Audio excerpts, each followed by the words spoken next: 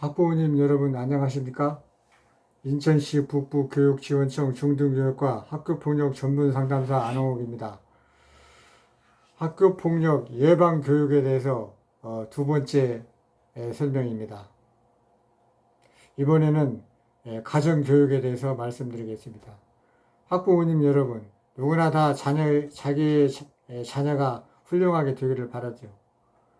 차세대 리더는 어떤 사람이 될 거라고 생각하십니까?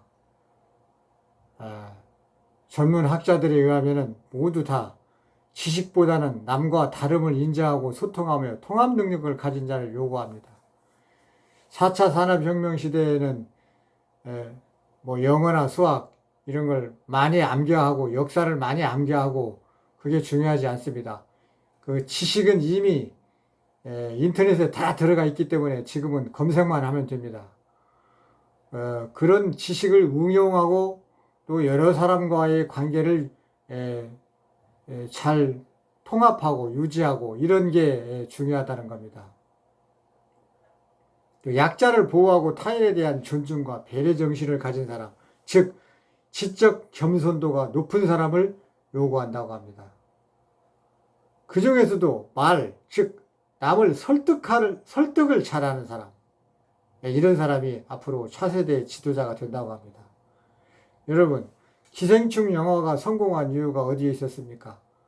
공생, 공존, 공영.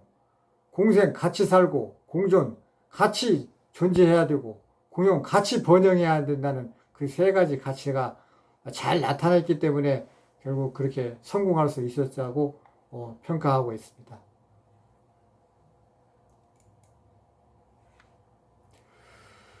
전번 설명에서 학교폭력 전국 실태 조사에서 언어폭력이 40%가 넘는다고 말씀드릴 바 있습니다. 그만큼 말이 중요합니다. 우리 일상생활에서 제가 가정폭력, 부부 갈등 문제에 대해서 상담도 많이 해봤습니다만은 대개나 사소한 말 한마디로 인해서 시작이 됩니다. 그런 분들수록 보면은 자기의 실수는 전혀 인정하지 않고 상대방에 대한 상대방 탓만 합니다. 그 모든 문제는 나로부터 풀으려고 생각하지 않습니다. 저는 그런 분들한테 항상 말합니다. 문제를 먼저 나로부터 풀으려고 한번 생각해 보라고 조언의 말씀을 드립니다. 모든 것은 말 한마디로부터 시작됩니다. 학교폭력도 마찬가지입니다. 말의 중요성에 대해서 동서고금을 막론하고 수많은 좋은 말들이 있는데 몇 가지 들어볼까요? 먼저 불경에서는 맨 앞에 나온다는 천수경에 정구업진언이라는 말이 있습니다. 수리 마하수리 수수리 사바하, 이게 그렇다고 그러는데요. 이게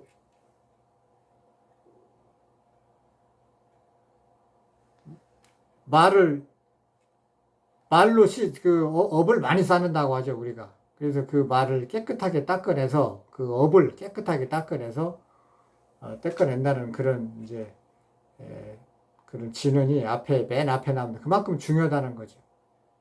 또 불경에서 무죄치시라고 해가지고 따뜻한 미소, 또 편안한 얼굴, 또 겸손한 말씨, 친절한 행동, 또 착하고 어진 마음, 편한 자리를 남에게 양보하는 자세, 약자를 배려하는 마음, 7가지를 이렇게 돈 안 들이고도 사람들한테 보시를 할 수 있다 하는 그런 말이 나오고요. 하듯이 어쨌든 남과의 관계, 항상 말이 시작됩니다. 그래서 말이 중요하다는 거고요.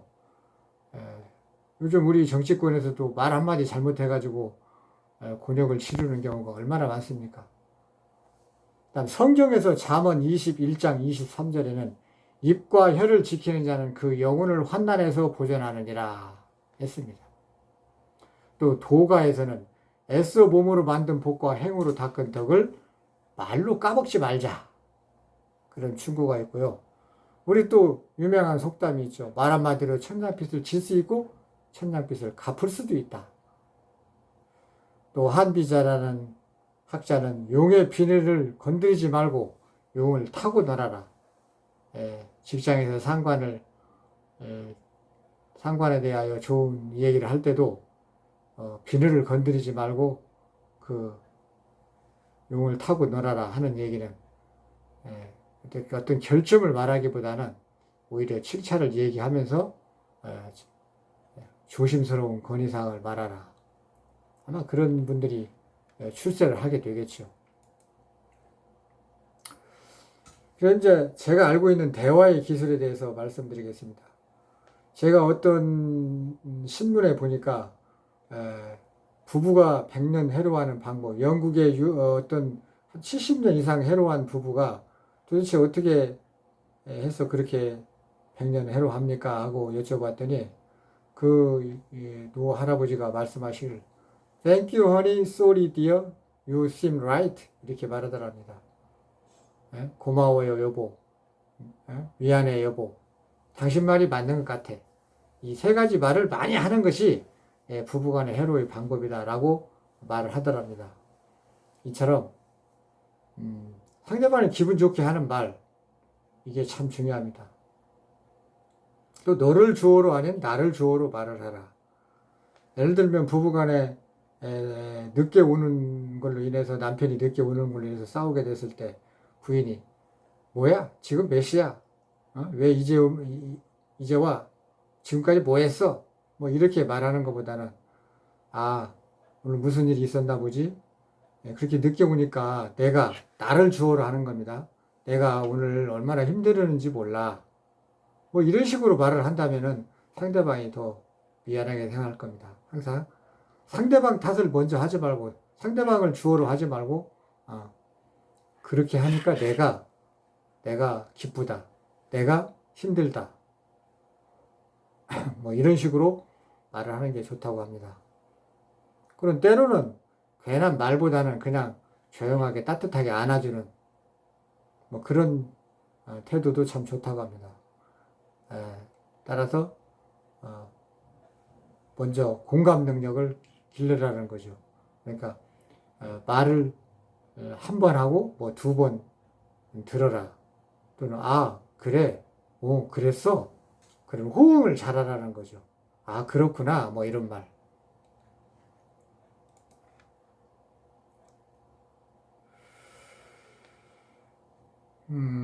그 다음 자녀나 교사와 대화의 기술에 대해서 말씀드리고 싶은데요. 자녀가 학교 폭력에 대해서 말을 안 하는 것은 착하기 때문이라고 합니다.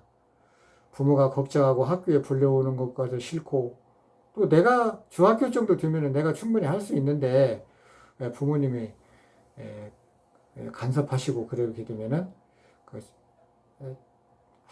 내가 못하니까 부모님이 나를 그렇게 과잉 보호하는 게 아닌가 하는 그런 자립심이 훼손이 된다고 합니다. 참고할 필요가 있겠습니다. 또 자녀와 대화를 잘하려면 질문하는 방법 뭐 이런 것도 공부를 좀 해서 부드럽게 질문하는 방법, 또 대화를 유도하는 거, 뭐 이런 거. 또 학교 가시면 무슨 일이 있을 때 선생님과 대화가 하는 경우가 있는데 무조건 선생님 잘못했다고만 먼저 말하지 말고 싸우려고 하지 말고 천천히 대화를 하셔서 충분한 대화가 될 수 있도록 학교 폭력이 발생하면 학교에 가시게 되죠. 근데 무조건 가서 선생님하고 싸우려고만 하시는 그런 학부형들이 있는 걸 종종 봅니다. 그러지 말고 좀 따뜻하게 접근해 보는 게 좋겠다는 말씀을 드리고요. 또 너무나 감정적으로만 하다 보면은 그것이 이제 교권 침해로 또 뭐 폭행 사건이 발생할 수도 있고 교권 침해로 되면은 또 문제가 더 복잡해진다는 거죠. 사회에서 보면은 싸움을 만드는 사람이 있고 뻔뻔한 사람이 있습니다. 뻔뻔하다는 것은 FUN, 영어로 FUN, 재미있는 사람이라는 뜻입니다. fun. 싸움을 만드는 사람이 있고 fun, 재미있는 사람이 있습니다. 제가 전에 경찰관으로 현직에 있을 때 굿모닝 경찰관이라고 있었는데요. 그 경찰관은 만날 때마다 아침, 저녁 뭐 아무 때라도 굿모닝 하면서 인사를 하니까 원래 아침만 굿모닝인데 저녁에도 굿모닝 저녁 하고 인사를 하면서 좀 쉽게 웃으면서 접근을 하고 그 사람한테 가면은 아무리 나쁜 사람도 절대 싸우는 일이 없어요. 그냥 웃고 나와요, 항상.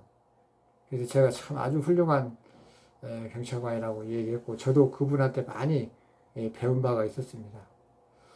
또 현직 지금 어떤 지방자치단체 광역자치단체장 하시는 분은 내내 지사님으로 평가가 나 있는 분이 있습니다. 아무리 나쁜 민원인이 와서 이 얘기를 해도 뭐 들어주고 안 들어주고는 나중 얘기고 부드럽게 네 이렇게 대답한다고 합니다. 그분 지지율도 17명 광역단체자 중에 6등 정도 한답니다. 그 정도로 지지율도 높다고 합니다. 그것도 하나의 살아가는 방법이지 않을까요? 뭐 싸우지 않고 이기는 게 효종승자라고 하듯이 말입니다. 그 영웅의 현대적 조건을 유머라고 합니다. 옛날에는 칼차고 쌈자라고 힘세고 상대방을 무력으로 제압하는 게 영웅이었지만 지금은 힘으로 드는 세상이 아니지 않습니까? 지금은 영웅의 첫째 조건은 유머가 많은 사람이라고 합니다.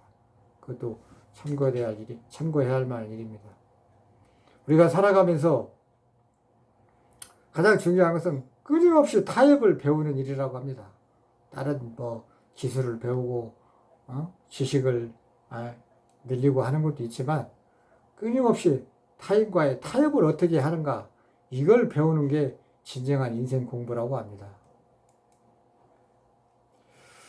그 다음 이제 세 가지 시급하고 핵심적인 교육, 성교육, 아까 말씀드린 말교육, 그 다음에 핸드폰 교육이라고 생각합니다.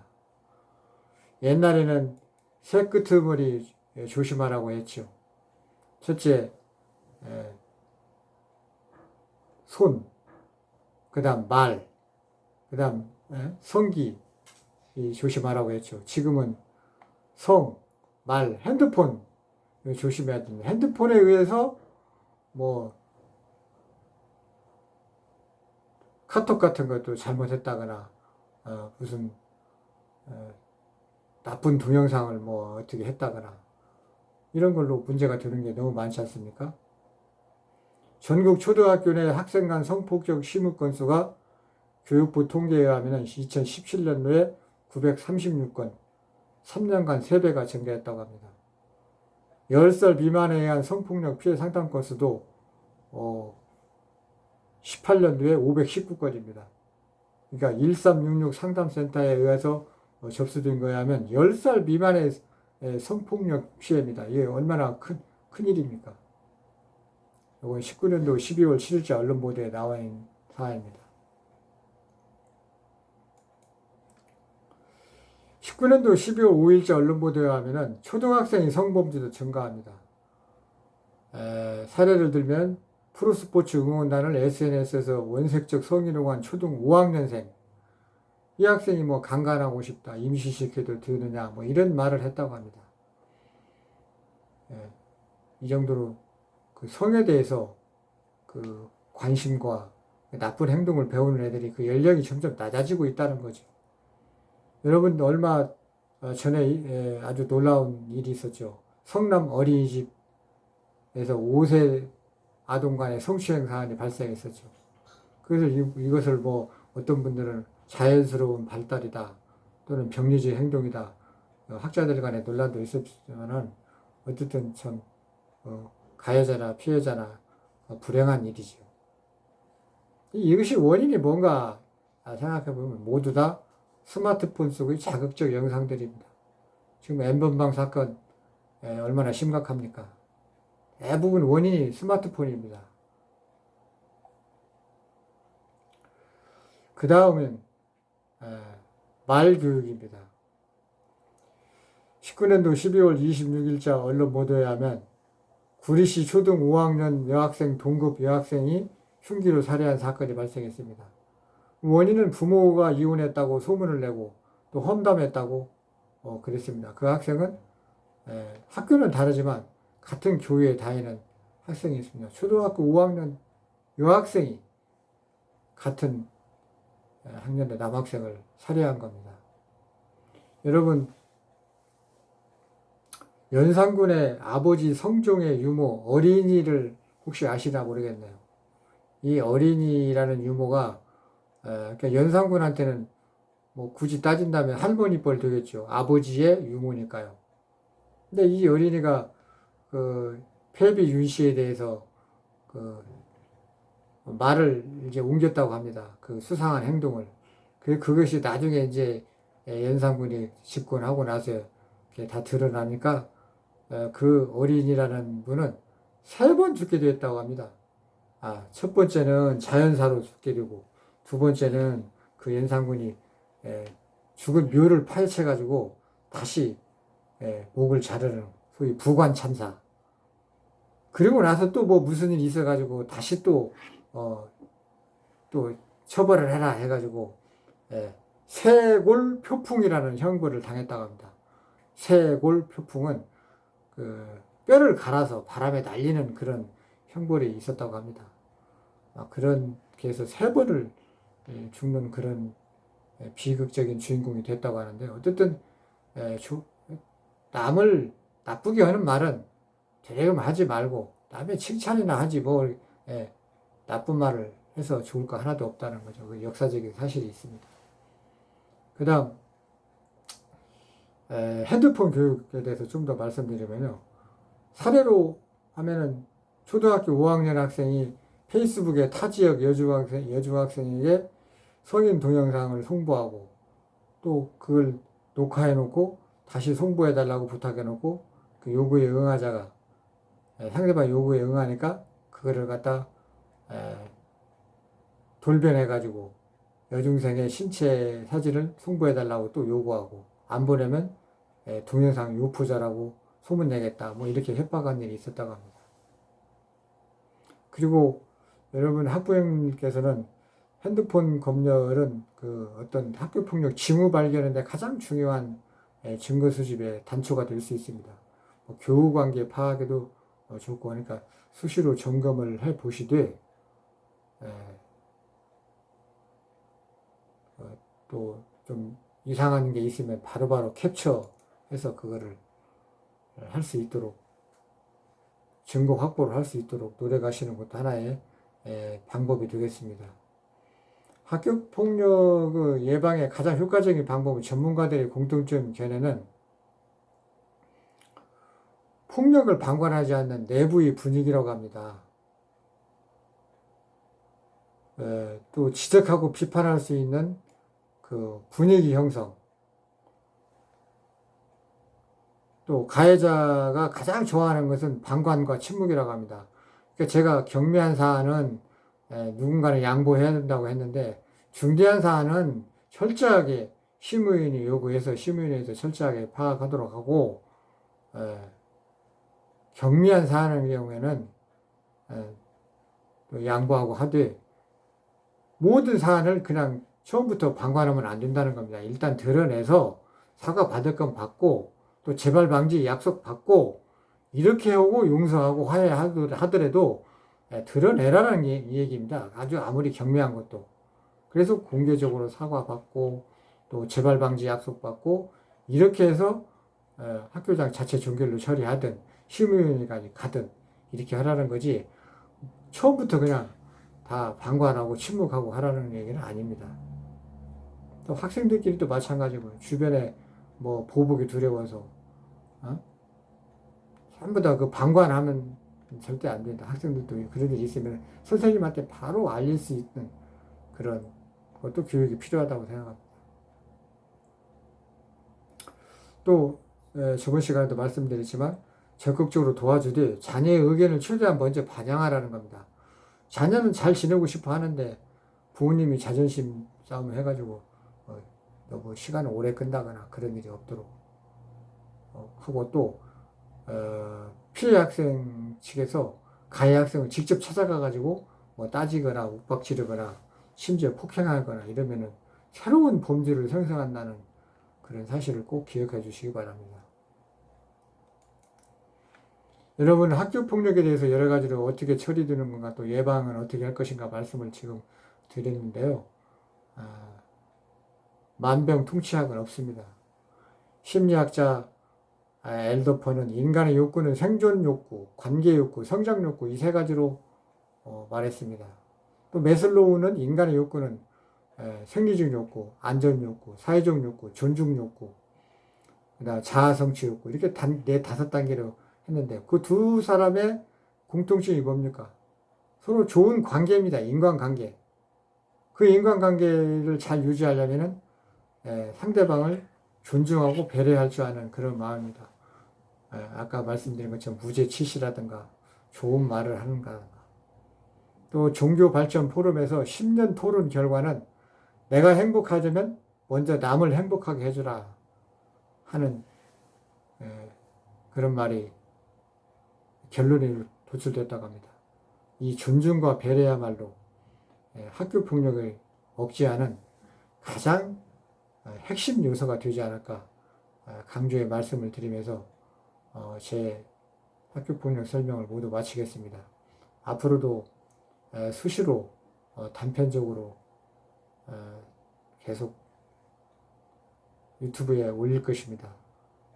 댓글에 의문사항이 있으면 댓글로 물어봐 주시고 또 전화는 510-1597입니다. 032-510-1597 또 방문해 주셔도 제가 성심성의껏 답변해 드리겠습니다. 존경하는 학부모님 여러분들 모두 건강하시기 바랍니다. 지금까지 경청해 주셔서 대단히 감사합니다. 저는 인천시 북부교육지원청 중등교육과 학교폭력 전문상담사 안홍옥이었습니다. 고맙습니다.